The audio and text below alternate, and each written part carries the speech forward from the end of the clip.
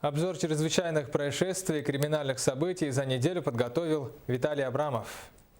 Дорожно-транспортное происшествие по вине животных, контрафактный алкоголь стоимостью 3 миллиона рублей, обыск здания администрации Нюрбинского района и трагедия с 5 погибшими в Абыйском районе. Обо всем подробнее смотрите в нашей рубрике «Оперативная съемка». Здравствуйте!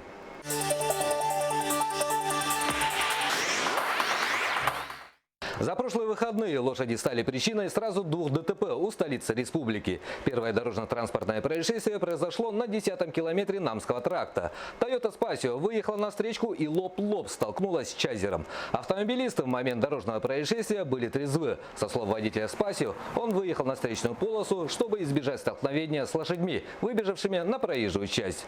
Следующая авария произошла также по Намскому тракту. В условиях тумана водитель седана, не выдержав безопасную скорость движения и не учев дорожные, а также метеорологические условия, и наехал на лошадь. Только по счастливой случайности участники происшествия отделались лишь испугом. Госавтоинспекция обращает внимание водителей на то, что возможность наездов на животных увеличивается в ночное время, рано утром, а также в условиях тумана. Для снижения риска ДТП необходимо соблюдать безопасную скорость движения. В Нерюнгринском районе сотрудники МВД обнаружили крупную партию спиртосодержащей продукции. Паленка хранилась в гаражном боксе. Всего из оборота изъято почти 1000 коробок контрафакта. Причем левая водка копирует достаточно популярные марки. Стоимость конфискованной партии превысила 3 миллиона рублей.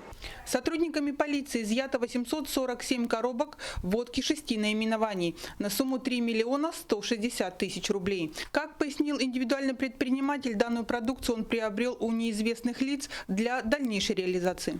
В сети появилось видео, как сотрудники полиции с применением взлома проникают в кабинет бухгалтерии администрации Нюрбинского улуса. В результате чего сотрудники изъяли финансовые документы. Как сообщается, данные действия сотрудников полиции зарегистрированы в правоохранительных органах как преступление со стороны самих сотрудников полиции. В настоящий момент следкомом района ведется проверка по данному факту. В результате действий 2 сотрудника пострадали. Они в данное время находятся на больничном. Мероприятия проводились в ночное время, вплоть до 4 часов утра. Сопровождались принудительным приводом одного из сотрудников. В настоящее время мы готовим материалы для защиты интересов администрации Нюрбинского района и для защиты интересов наших сотрудников. 4 детей, младшим из которых 4 года, погибли вместе с матерью в результате пожара в Абыйском районе. Возгорание произошло в частном жилом доме села Абый.